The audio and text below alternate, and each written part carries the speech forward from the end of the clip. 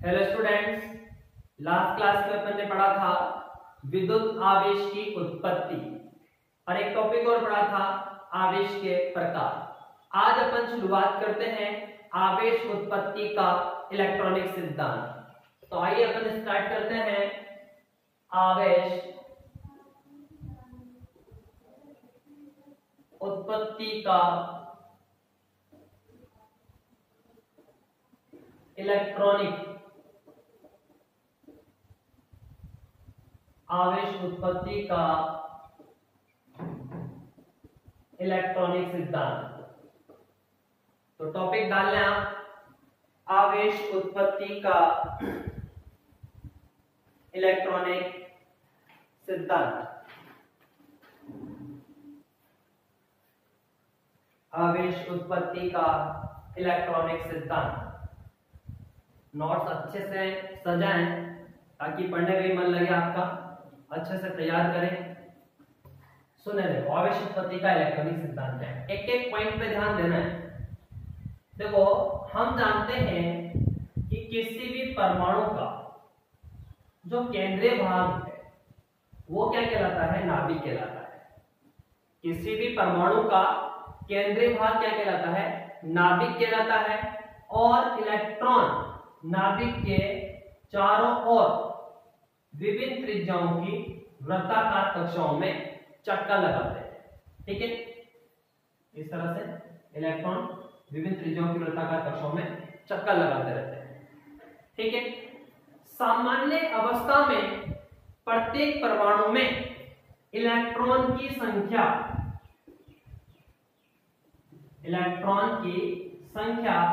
Proton की संख्या के बराबर होती है। सामान्य अवस्था में प्रत्येक परमाणु में इलेक्ट्रॉन की संख्या प्रोटॉन की संख्या के बराबर होती है। इसलिए परमाणु विद्युत उदासीन होता है। क्या होता है? विद्युत उदासीन होता है। परमाणु क्या है? विद्युत उदासीन है। ठीक है, क्या कहा मैंने कि हम जानते हैं कि प्रत्येक परमाणु का केंद्रीय भाग नाभिक कहलाता है और इलेक्ट्रॉन विभिन्न त्रिज्याओं की वृत्तीय कक्षाओं में चक्कर लगाते हैं। सामान्य अवस्था में प्रत्येक परमाणु में इलेक्ट्रॉन की संख्या प्रोटॉन की संख्या के बराबर होती है। इसलिए परमाणु विद्युत उदासीन होता है। ठीक है, अब कल मैंने एक चीज बताई थी आप लोगों को, आपको याद होगी, मैं फिर एक बार रिपीट कर देता हूं कि जो वस्तु इलेक्ट्रॉन देती है उस पर क्या आता है? धन आवेश आता है। और जो वस्तु इलेक्ट्रॉन लेती है उस पर क्या आता है? ऋण आवेश आता है। तो मैं एक लाइन बोल रहा हूं यहां पर कि किसी वस्तु में इलेक्ट्रॉनों की कमी उसको धनावेश तथा इलेक्ट्रॉनों की अधिकता उसे ऋण आवेश प्रदान करती है। समझे बात को? क्या कह रहा हूं मैं? किसी वस्तु में इलेक्ट्रॉनों की कमी उसे धनावेश तथा इलेक्ट्रॉनों की अधिकता उसे ऋणावेश प्रदान करती है। तो जब किसी वस्तु को ऋणावेशित किया जाता है, क्या कहता है? ऋणावेशित किया जाता है, तो होता क्या है? उसके द्रव्यमान में अल्प वृद्धि हो जाती है। क्योंकि अगर उसको आपको ऋणावेशित करना होगा तो आप उसको इलेक्ट्रॉन दोगे। क्या करोगे? इलेक्ट्रॉन दोगे। तो उस वस्तु के द्रव्यमान में क्या हो जाएगी? वृद्धि हो जाएगी। होगी कि नहीं होगी? जैसे मान लो अभी मेरे पास, जैसे मान लो तुम्हारा जो वेट है, वजन है, वो 20 किलो है। ठीक है, अब मैंने आपको ये मार्कर दे दिया कि ये पकड़ लो।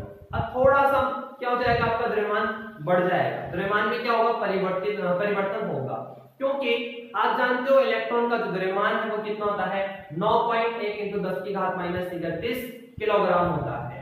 तो जो वस्तु इलेक्ट्रॉन लेगी उसके द्रव्यमान में क्या होगी? वृद्धि होगी। ठीक है, इसी प्रकार जब किसी वस्तु को धनावेशित किया जाता है तो वो इलेक्ट्रॉन क्या करती है? त्याग करती है। इसलिए उसका द्रव्यमान अधिक मात्रा में क्या होता है? कम हो जाता है। तो इसका द्रव्यमान तो क्या होगा? कम होगा और इसका द्रव्यमान क्या होगा? ज्यादा होगा।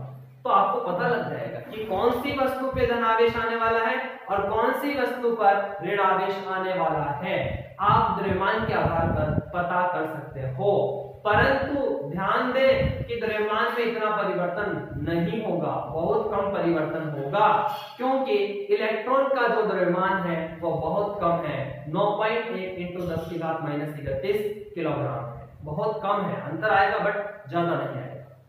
तो ध्यान से मैं क्या कह रहा हूं, आवेश उत्पत्ति के इलेक्ट्रॉनिक सिद्धांत में कि हम जानते हैं कि प्रत्येक परमाणु का जो केंद्रीय भाग है वो नाभिक कहलाता है और इलेक्ट्रॉन नाभिक के चारों ओर वृत्तीय कक्षाओं में चक्कर लगाते हैं। सामान्य अवस्था में प्रत्येक परमाणु में इलेक्ट्रॉन की संख्या प्रोटॉन की संख्या के बराबर होती है, इसलिए परमाणु विद्युत उदासीन होता है। हम जानते हैं कि किसी वस्तु में इलेक्ट्रॉनों की कमी उसे धनावेश तथा इलेक्ट्रॉनों की अधिकता उसे ऋणावेश प्रदान करती है।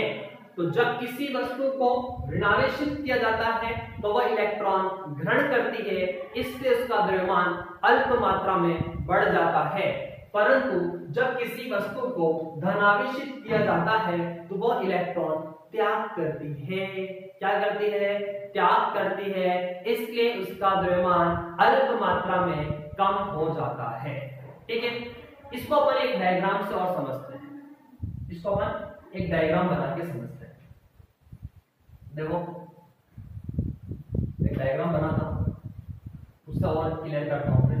थ्योरी से तो बता ही दिया मैंने, और सुनो।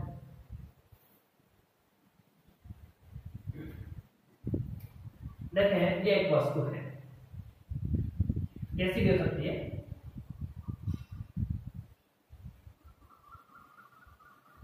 ये एक वस्तु लेता हूं मैं, ठीक है।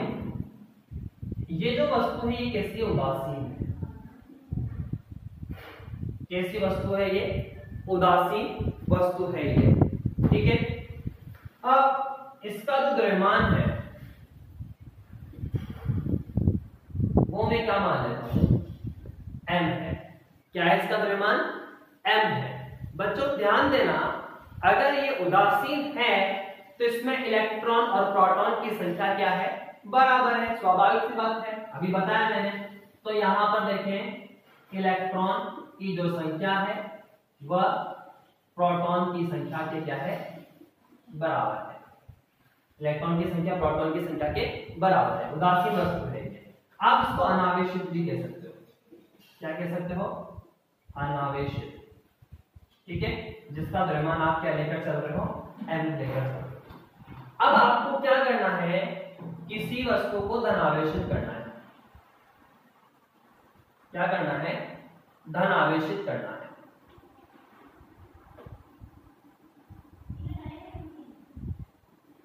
ठीक है, अब मैंने आप लोगों को अभी एक कंसेप्ट बताया था, इसको धनावेशित करना है।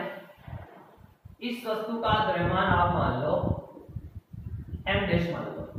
अभी मैंने आपको एक कंसेप्ट बताया था कि जैसे मान लो दो वस्तुएं हैं, जो वस्तु इलेक्ट्रॉन देगी, जो वस्तु इलेक्ट्रॉन देगी उस पर क्या आएगा? धनावेश, और जो ग्रहण करेगी उस पर क्या आएगा? ऋणावेश आएगा। तो यहां पर देखें, आप वस्तु को क्या करना चाह रहे हो? धनावेशित, धनावेशित करना चाह रहे हो। द्रव्यमान क्या माना मैंने? धनावेशित वस्तु का m' माना है। अगर आप धनावेशित करना चाह रहे हो इसका मतलब इसमें से इलेक्ट्रॉन क्या होंगे? निकलेंगे। पहले आपकी वस्तु कैसी थी? उदासीन थी, तो इलेक्ट्रॉन और प्रोटॉन की संख्या बराबर थी। अब आप क्या कर रहे हो? इसमें से इलेक्ट्रॉन निकाल रहे हो, वही घर्षण द्वारा इलेक्ट्रॉन आपने निकाला, तो इसमें इलेक्ट्रॉनों की क्या हुई? कमी हुई। किससे? प्रोटॉनों की तुलना में। तो इलेक्ट्रॉनों की संख्या क्या है? कम हो गई। किससे? प्रोटॉन से। अब इलेक्ट्रॉनों की संख्या क्या होगी? प्रोटॉन से कम हो गई। यहां से इलेक्ट्रॉन निकल के दूसरी वस्तु में चले गए, तो इसका द्रव्यमान क्या होगा? कम होगा। यूं समझे, ये मैं हूं और मेरे पास मार्कर है, हालांकि इतने बड़े द्रव्यमान की बात नहीं है, बहुत कम अंतर है, बट समझाने के हिसाब से बता रहा हूं। दूसरा कोई व्यक्ति है, अब मैंने उसको ये मार्कर दे दिया, तो मेरे द्रव्यमान में क्या होगी? कमी, और उसके द्रव्यमान में क्या होगी? वृद्धि। तो मेरे को क्या हो गया? धनावेशित, और सामने वाला क्या हो गया? ऋणावेशित। तो यहां पर देखें, मैंने इलेक्ट्रॉनों को उसको दे दिया तो इसमें इलेक्ट्रॉनों की संख्या में क्या हो गई, कमी, इसलिए इलेक्ट्रॉन लेस देन क्या, प्रोटॉन। तो यहाँ पर इलेक्ट्रॉनों की संख्या क्या हो गई, प्रोटॉनों से कम हो गई। अब जो द्रव्यमान है m डैश वो लेस देन क्या हो गया, m हो गया, इससे इसका द्रव्यमान कम हो गया। क्यों, क्योंकि इसने इलेक्ट्रॉन ऋणावेशित वस्तु को दे दिया है, उसने ग्रहण कर लिया है, तो इसके द्रव्यमान में कमी होगी। ऐसे ही यहां पर देखें, ये ऋणावेशित वस्तु है, इसको मुझे ऋणावेशित करना है, इसका जो द्रव्यमान है वो मैं m डबल डैश मान लेता हूं। क्या मान लेता हूं, m डबल डैश मान लेता हूं। अब इसने क्या करा, इलेक्ट्रॉन ग्रहण किया है, तो इलेक्ट्रॉनों की संख्या में क्या हो रही है, वृद्धि हो रही है। तो यहां पर क्या है बच्चों, इलेक्ट्रॉनों की संख्या प्रोटॉनों की संख्या से क्या है, ज्यादा है। इलेक्ट्रॉनों की संख्या प्रोटॉनों की संख्या से क्या है, ज्यादा है। तो ये वस्तु कैसी होगी, ऋणावेशित। कैसी होगी, ऋणावेशित होगी। और जो द्रव्यमान है वो क्या होगा, ज्यादा होगा। किससे, m से। क्यों, क्योंकि इसने इलेक्ट्रॉन को ग्रहण किया है। अगर इसने ग्रहण किया है तो उसका द्रव्यमान क्या होगा, बढ़ेगा। क्यों, क्योंकि इलेक्ट्रॉन का जो द्रव्यमान है वो कितना होता है, 9.1 × 10⁻³ किलोग्राम। ठीक है, वापस से सुन ले एक बार और कि मैंने क्या क्या बोला, और एक एक पॉइंट पे ध्यान दे, रटने की आवश्यकता नहीं है। जो मैं दिखा रहा हूं उसी से आपको समझ में आ जाएगा सब कुछ, कि मैं क्या कहना चाह रहा हूं और मैं क्या लिखाना चाह रहा हूं। बस डायग्राम पे फोकस करें और बात को समझने की कोशिश करें। और लैंग्वेज अपने शब्दों में आप लिख सकते हो, और वैसे तो मैं बहुत आसान तरीके से लिखाता हूं। देखो, अभी मैंने जो स्टार्टिंग में बोला उस बात को वापस से सुनते हैं। लैंग्वेज अपन को क्या लिखनी है, ये लिखने का तरीका आप लोगों को आना चाहिए लैंग्वेज को। ठीक है, बच्चे परेशान होते रहते हैं लैंग्वेज के लिए, बहुत से ऐसे लैंग्वेज लिखा देते हैं कि हाँ जब पढ़ेंगे तब तो समझ में आ जाएगी, पर याद ही नहीं रहेगी। आपका मैटर इतना ज्यादा है, लगभग 4 रजिस्टर से ज्यादा बढ़ जाता है ट्वेल्थ क्लास, मोटे मोटे रजिस्टर, इतना मैटर हो जाता है। और उनको 1-2 दिन की छुट्टी जो आई है तुम्हारे एग्जाम में, उसमें याद करना है। तो नोट्स का मतलब नोट्स ही रहने दे, न कि उसको पूरी बुक बना दे। ध्यान से देखिए क्या कह रहा हूं मैं। हम जानते हैं कि प्रत्येक परमाणु का जो केंद्रीय भाग है वो क्या कहलाता है, नाभिक कहलाता है। और इलेक्ट्रॉन नाभिक के चारों ओर वृत्तीय कक्षाओं में चक्कर लगाते हैं। सामान्य अवस्था में प्रत्येक परमाणु में इलेक्ट्रॉन की जो संख्या है प्रोटॉन की संख्या के क्या होती है, बराबर होती है। इसलिए परमाणु विद्युत उदासीन होता है। ठीक है, फिर उसके बाद क्या कहा मैंने, ये चीज को डायग्राम से यहां तक आप लिख लोगे। उसके बाद क्या कह रहा हूं मैं, हम जानते हैं कि किसी वस्तु में इलेक्ट्रॉनों की कमी, इलेक्ट्रॉन निकल गए इसमें से, उसको क्या, धनावेश, तथा इलेक्ट्रॉनों की अधिकता, इसने इलेक्ट्रॉन ग्रहण कर लिया तो इसमें अधिकता होगी, इलेक्ट्रॉनों की अधिकता उसे ऋणावेश प्रदान करती है। क्या करती है, उसे ऋणावेश प्रदान करती है। ठीक है, अब जब किसी वस्तु को ऋणावेशित करना होता है तो वो क्या करती है, इलेक्ट्रॉन ग्रहण करती है, इसलिए उसका द्रव्यमान अल्प मात्रा में बढ़ जाता है। सिर्फ अल्प मात्रा में, क्या बहुत ज्यादा नहीं है कि जो बहुत ज्यादा बढ़ जाएगा, इसलिए उसका द्रव्यमान अल्प मात्रा में बढ़ जाता है।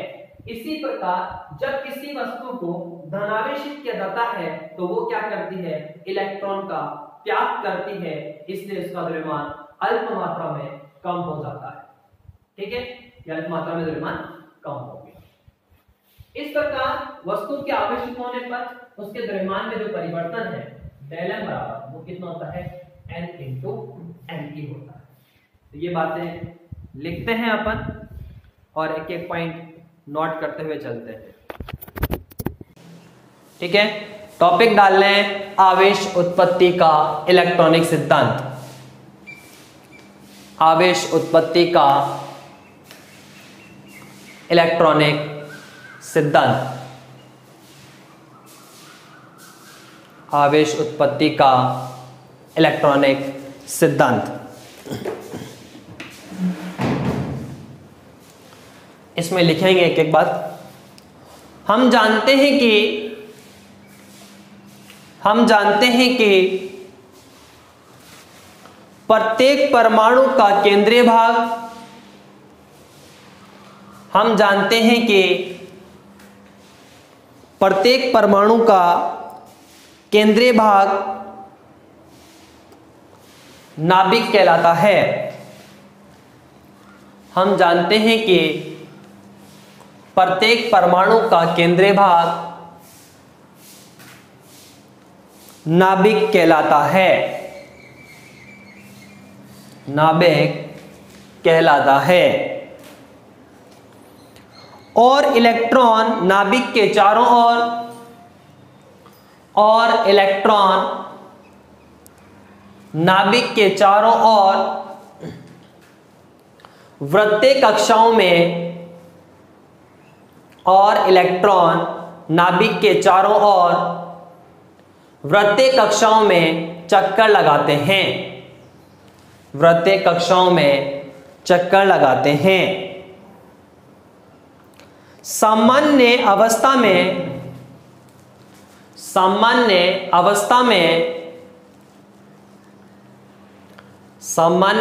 में प्रत्येक परमाणु में इलेक्ट्रॉन की संख्या, सामान्य अवस्था में प्रत्येक परमाणु में इलेक्ट्रॉन की संख्या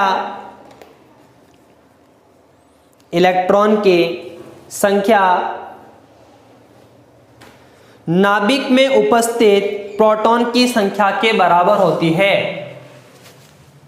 नाभिक में उपस्थित प्रोटॉन की संख्या के बराबर होती है। इसलिए परमाणु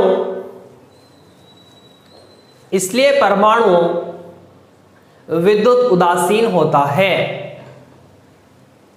इसलिए परमाणु विद्युत उदासीन होता है। इसलिए परमाणु विद्युत उदासीन होता है। नेक्स्ट लाइन में लिखेंगे, हम जानते हैं कि इलेक्ट्रॉनों की कमी वस्तु को धनावेश, देखो इलेक्ट्रॉन निकल रहे हैं तो यहां पर क्या आएगा वस्तु पे धनावेश। हम जानते हैं कि इलेक्ट्रॉनों की कमी वस्तु को धनावेश तथा अधिकता ऋणावेश प्रदान करती है। तथा अधिकता ऋणावेश प्रदान करती है। ध्यान देना, यहां पर इलेक्ट्रॉन निकलेंगे इसमें से तो इलेक्ट्रॉनों की कमी होगी तो उस पर धनावेश आएगा। तो मैंने ये लिखा है आप लोगों को कि इलेक्ट्रॉनों की कमी तो वस्तु को धनावेश।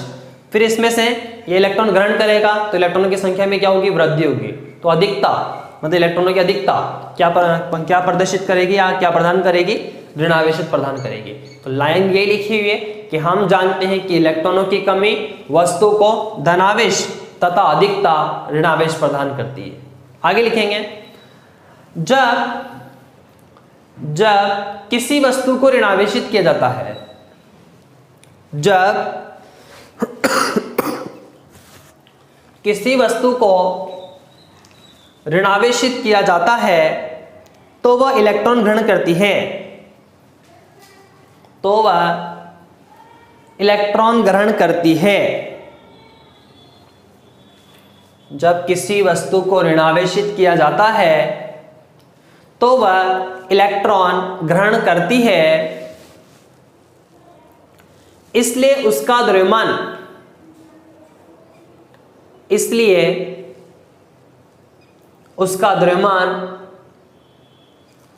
अल्प मात्रा में बढ़ जाता है। इसलिए उसका द्रव्यमान अल्प मात्रा में बढ़ जाता है। कोई वस्तु है अगर इलेक्ट्रॉन लेगी तो उसका द्रव्यमान क्या है, स्वाभाविक सी बात है बढ़ेगा, क्योंकि इलेक्ट्रॉन का कुछ ना कुछ मास है। और मास कितना है इलेक्ट्रॉन का, 9.1 × 10⁻³ -31 किलोग्राम। ठीक है, नेक्स्ट लाइन में, इसी प्रकार जब किसी वस्तु को धनावेशित किया जाता है, इसी प्रकार जब किसी वस्तु को धनावेशित किया जाता है तो वह इलेक्ट्रॉन त्याग करती है, निकालती है बाहर, तो वह इलेक्ट्रॉन त्याग करती है।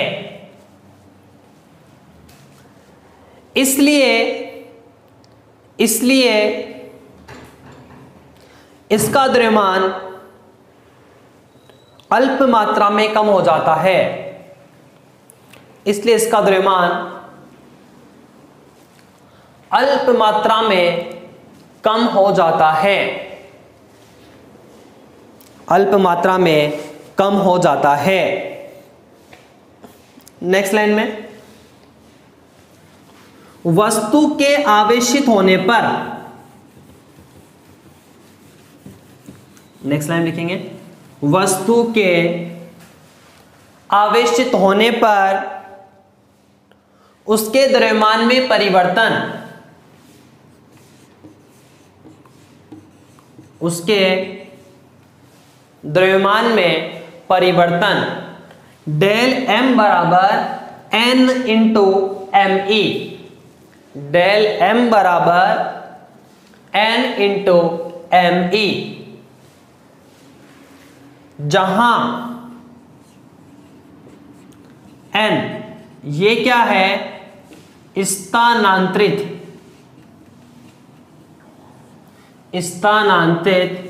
इलेक्ट्रॉनों की संख्या है। जैसे दो वस्तुएं हैं, यहां से मान लो 2 इलेक्ट्रॉन इसने इसको दे दिए तो यहां इनका मान कितना है, 2 है। 3 दे दिए तो 3, 4 दे दिए तो 4, 5 दिए तो 5, इस तरह से, ठीक है। और Me ये क्या है, मास ऑफ इलेक्ट्रॉन, मतलब इलेक्ट्रॉन का द्रव्यमान है, इलेक्ट्रॉन का द्रव्यमान है। और कितना होता है ये, 9.1 इंटू 10 की घात माइनस 31 किलोग्राम, ठीक है। सबके मैं द्रव्यमान लिख दूंगा, इलेक्ट्रॉन का द्रव्यमान कितना होता है, प्रोटॉन का कितना है, सबकी अपन बात कर लेंगे, ठीक है। लिखा दूंगा मैं कहीं, अभी जरूरत नहीं है मुझे, इसलिए मैंने नहीं लिखा। अब ये डायग्राम बना लें, ये चीज तो लिख लो पहले आप। वस्तु के आवेशित होने पर उसके द्रव्यमान में परिवर्तन डेल m बराबर n इंटू एम ई, ये सूत्र आपको याद होना चाहिए, काम आएगा ये। डेल m बराबर n इंटू एम ई, जहां n क्या है, स्थानांतरित इलेक्ट्रॉनों की संख्या है, और m ई क्या है, इलेक्ट्रॉन का द्रव्यमान है, मास ऑफ इलेक्ट्रॉन कितना है, 9.1 इंटू 10⁻³ किलोग्राम। ये लिखने के बाद ये तीनों डायग्राम बनाएं ताकि आपको और अच्छे से समझ में आ जाए।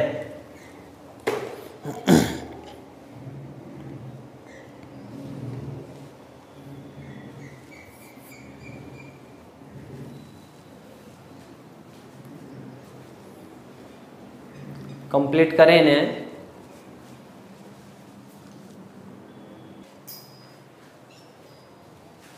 कंप्लीट करें जल्दी से।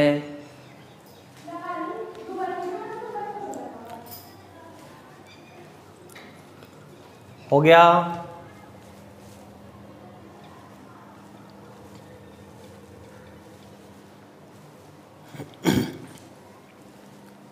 ये तीनों डायग्राम बना ले।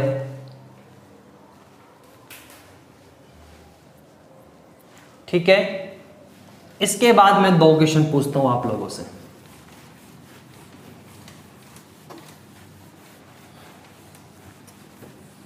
दो क्वेश्चन मैं आप लोगों से पूछता हूं, सही जवाब देना। क्वेश्चन है आपके पास Na व Na+ सोडे में Na+ में किसका द्रव्यमान अधिक है? जवाब दें, सही जवाब देना। किसका? Na का, बिल्कुल सही आंसर है Na का। क्यों? क्योंकि इस पे क्या आ रहा है, Na+ आ रहा है। इस बात का मतलब क्या है कि इसने इलेक्ट्रॉन क्या कर रहे हैं, त्याग कर रहे हैं, तो इसका द्रव्यमान क्या होगा, कम होगा। ठीक है, दूसरा क्वेश्चन, Cl व Cl माइनस में किसका द्रव्यमान अधिक है? जवाब दें, सही जवाब देना। किसका है? Cl माइनस का, बिल्कुल सही, Cl माइनस का, यहां भी लिखना ना, Cl माइनस का, क्लोरीन का। क्यों? क्योंकि इस पे माइनस आ रहा है, इस बात का मतलब क्या है कि इसने इलेक्ट्रॉन ग्रहण किए हैं, इसीलिए किसका है, Cl माइनस का। लिखे, ये दोनों क्वेश्चन कंप्लीट कर लें।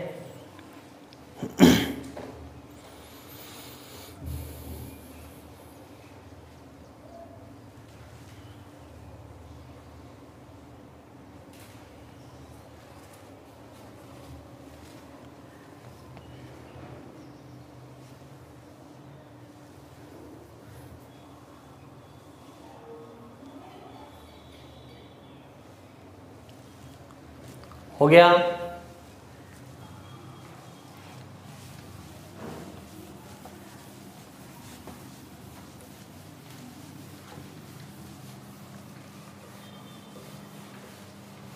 एक एक बात को समझते हुए चलें और डेली का डेली पढ़ो।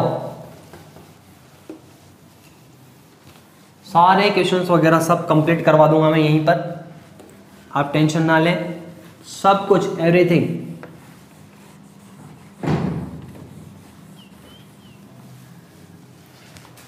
ठीक है, अब आप लोग टॉपिक डालेंगे आवेश के मात्रक। आवेश के मात्रक, अभी आवेश की ही बात चलेगी थोड़े दिन, फिर विद्युत क्षेत्र पे अपन बाद में जाएंगे। उस दिन भी मैंने कहा था पहले अपन आवेश की बात कर लेते हैं कंप्लीटली। तो आवेश के मात्रक निकालने से पहले देखो, मैं एक लाइन लिखता हूं। आप एक चीज जानते हो, आवेश प्रवाह की दर को क्या कहते हैं? विद्युत धारा कहते हैं। यहीं से अपन मात्रक निकालेंगे, विद्युत धारा कहते हैं। ठीक है, जानते हो आप ये, आवेश प्रवाह की दर को विद्युत धारा कहते हैं। I बराबर dq अपॉन dt, ये d अपॉन dt प्रवाह की दर ही है, किसमें? आवेश में। तो यहां से dq क्या होगा? I इंटू dt, क्या होगा? I इंटू dt होगा। मतलब आवेश का SI मात्रक क्या है? I का मतलब, I का एम्पियर, इंटू T का मतलब सेकेंड, और एम्पेयर इंटू सेकेंड को बच्चों क्या कहते हैं? कूलाम कहते हैं। ठीक है, कूलाम कहते हैं। कूलाम वैज्ञानिक का नाम है ये, ठीक है, उसी के नाम से रखा है कूलाम। तो एम्पेयर इंटू सेकेंड को क्या कहते हैं? कूलाम। अभी अपन कूलाम का नियम भी पढ़ेंगे कि क्या नियम है क्या नहीं है। आप अभी मैं क्या है, बिल्कुल बेसिक सी बात कर रहा हूँ, स्टेप टू स्टेप आगे बढ़ता जा रहा हूँ, सब एक एक चीजें अपन के पास आ जाएगी। तो आवेश का ऐसा ही मात्रक क्या है? एम्पेयर इंटू सेकेंड, और इसी को क्या कहते हैं? कूलाम कहते हैं। इस प्रकार यहां से देखेंगे कि एक कूलाम बराबर 1 एम्पियर इंटू 1 सेकेंड। तो कोई आपसे पूछे कि एक कूलाम की परिभाषा क्या है, तो आप क्या जवाब दोगे कि यदि किसी चालक में 1 एम्पियर की धारा 1 सेकंड तक प्रवाहित हो तो उस चालक से प्रवाहित आवेश की मात्रा 1 कूलाम कहलाती है। क्या कहा मैंने? कि यदि किसी चालक में 1 एम्पियर की धारा 1 सेकंड तक प्रवाहित की जाए तो उस चालक से प्रवाहित आवेश की मात्रा क्या कहलाती है? 1 कूलाम कहलाती है। ठीक है, V में सूत्र भी लिख देता हूं मैं यहां पर। V में सूत्र क्या होगा बच्चों? AT, क्योंकि एम्पेयर है, एम्पेयर का तो A और ये सेकेंड टाइम है इसका t, तो क्या हो गया a t। ठीक है, ये जो कूलाम है ये व्यवहार में बड़ा मात्रक है। व्यवहार में अन्य छोटे मात्रक भी होते हैं, जैसे मिली कूलाम है, माइक्रो कूलाम है, नैनो कूलाम है, पिको कूलाम है, किलो कूलाम है, मेगा कूलाम है। अभी मैं लिख दूंगा सारी चीजें। ठीक है, पहले ये चीज कंप्लीट कर लो, लिख लो ऐसा का एज इट इज। अभी एक डेफिनेशन लिखा, चलो यहाँ ये विमेय सूत्र बाद में लिखना, पहले मैं एक कूलाम की डेफिनेशन लिखा दूंगा आपको। यहां पर मैं एक कूलाम की डेफिनेशन लिखा दूंगा, पहले यहां तक कंप्लीट करें आप।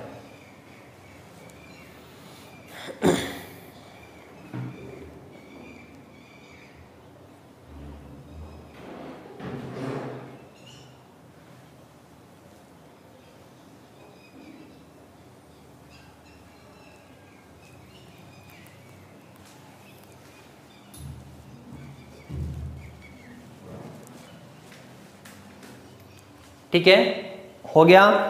इसके बाद लिखना, अर्थात यदि किसी चालक में 1 एम्पीयर की धारा, अर्थात यदि किसी चालक में 1 एम्पीयर की धारा 1 सेकंड तक, 1 एम्पीयर की धारा 1 सेकंड तक प्रवाहित हो, तो उस चालक से प्रवाहित आवेश की मात्रा, तो उस चालक से प्रवाहित आवेश की मात्रा 1 कूलाम कहलाती है। तो उस चालक से प्रवाहित आवेश की मात्रा 1 कूलाम कहलाती है। ठीक है बच्चों, फिर इसके बाद आप विमेय सूत्र लिखो। विमेय सूत्र क्या होगा, 80। क्या है, 80। ठीक है, अब देखो स्टार लगाते जाना आप और नोट करते जाना। देखो क्या है, कूलाम आवेश का, कूलाम आवेश का बड़ा मात्रक है, बड़ा मात्रक है। व्यवहार में अन्य छोटे मात्रक, व्यवहार में अन्य छोटे मात्रक निम्न है। देखो कौन कौन से हैं, ध्यान देना यहां पर। मैं इसको हटा दूं अब। देखेंगे अपन। सबसे पहले 1 मिली कूलाम, ये स्मॉल है, m क्या है, स्मॉल है। 1 मिली कूलाम कितना होता है, 10⁻³ कूलाम। इसी तरह से 1 माइक्रो कूलाम, इसको क्या बोलते हैं, माइक्रो। 1 माइक्रो, माइक्रो का मतलब कितना होता है, 10⁻6 कूलाम, 10⁻6 कूलाम। हालांकि आप लोग पहले भी जानते होंगे बट फिर लिख लो। ठीक है, 1 स्मॉल एन और सी, 1 नैनो कूलाम, नैनो का मतलब 10⁻9 कूलाम। 1 पिको कूलाम, पिको का मतलब 10⁻12 कूलाम। ये विमेय सूत्र लिख लिया आपने, मिटा दूं मैं। इसके बाद देखेंगे 1 किलो कूलाम, किलो का मतलब 10⁻3 कूलाम। फिर 1 मेगा कूलाम, मेगा का मतलब कितना, 10�6 कूलाम। ठीक है, ये चीजें भी आपको याद होनी चाहिए। एक चीज ध्यान देना, ये स्मॉल m है और ये कैपिटल M है, तो ये मिली है और ये मेगा है। ध्यान देना, मिली और मेगा। कंप्लीट करें इसको, इस पॉइंट को।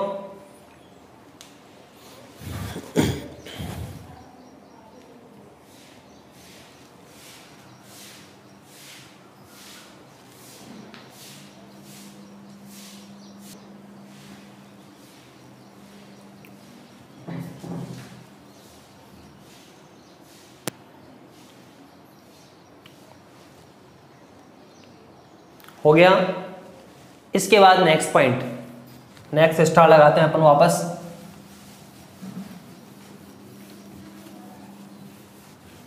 सब एक एक चीज इंक्लूड कराता जा रहा हूं मैं।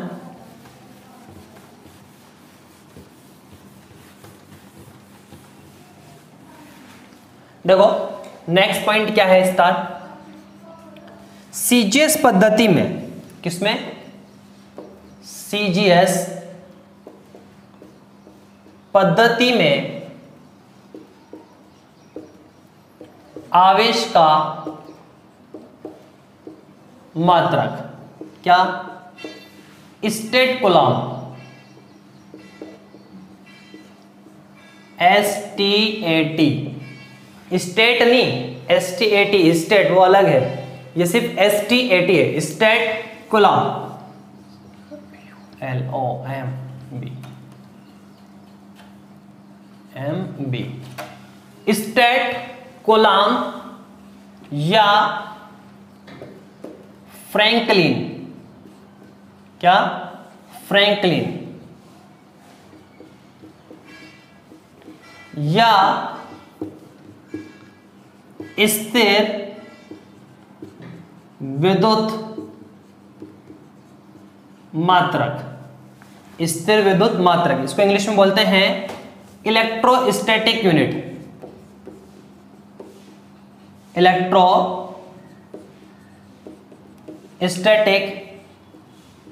यूनिट, इसलिए इसको शॉर्ट में लिखते हैं ESU, क्या लिखते हैं, ESU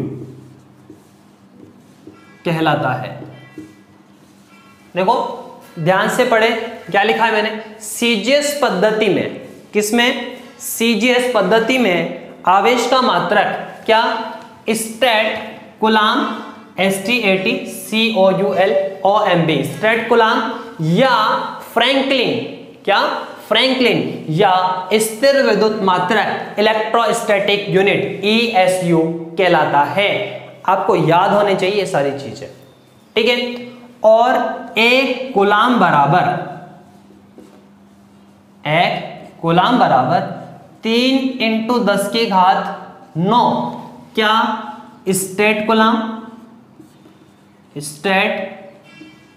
कूलम्ब या फ्रैंकलिन या ESU, इलेक्ट्रोस्टैटिक यूनिट, स्थिर विद्युत मात्रक होता है। तो ये मान आपको याद होना चाहिए, ठीक है। ये ऑब्लिक है, बटा मत समझ लेना इसको। मैंने यूं कहा है कि एक कूलम्ब बराबर 3 × 10⁹ क्या, स्टेट कूलम्ब बोल सकते हो या फ्रैंकलिन बोल सकते हो या ESU बोल सकते हो, इलेक्ट्रोस्टैटिक यूनिट, ठीक है। यहां से देखना, ये जो फ्रैंकलिन है ये छोटा मात्रक है फ्रैंकलिन, क्योंकि अगर इसको रोकोगे आप तो 1/3 × 10⁹ आएगा, ठीक है। तो अगर ऊपर लोगे इसको तो 1/3 × 10⁻⁹ तो इसका मान कम है फ्रैंकलिन का। लिखें इसे,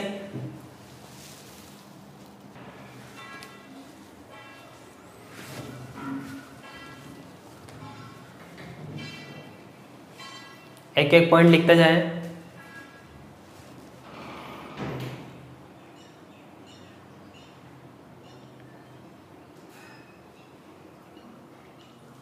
हो गया, फिर नेक्स्ट स्टार,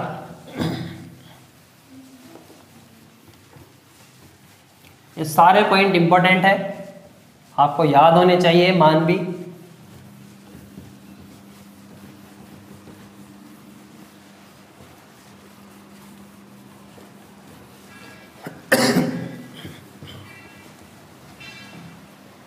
देखें क्या है नेक्स्ट स्टार, आवेश का एक अन्य मात्रक विद्युत चुंबकीय मात्रक,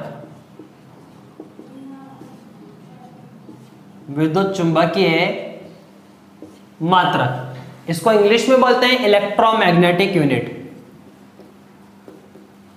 इलेक्ट्रोमैग्नेटिक यूनिट।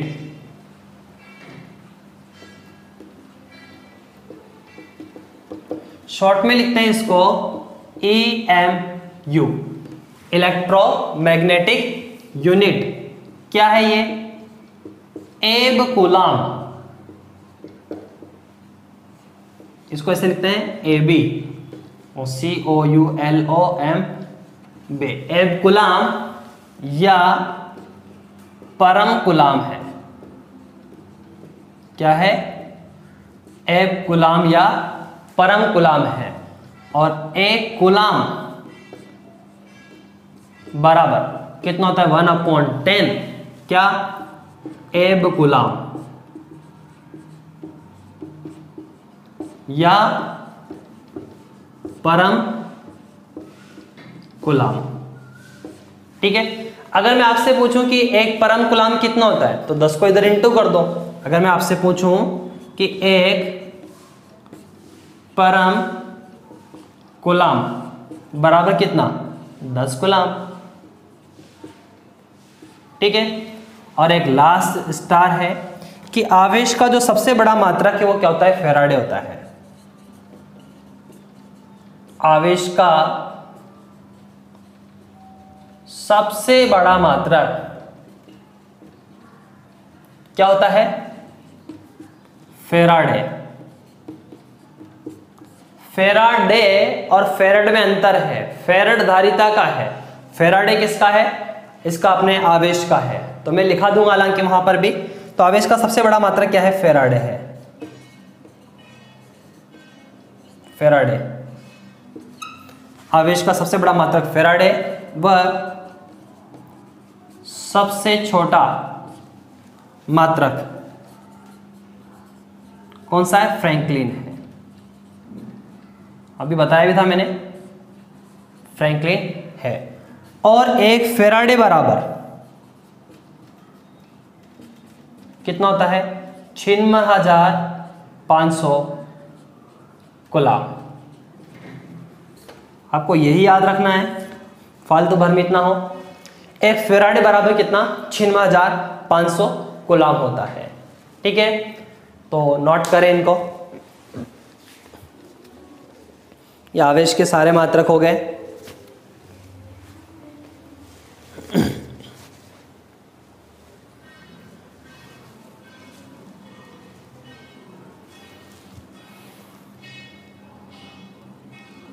याद होने चाहिए, मैं सुनूंगा आप लोगों से ये सबको।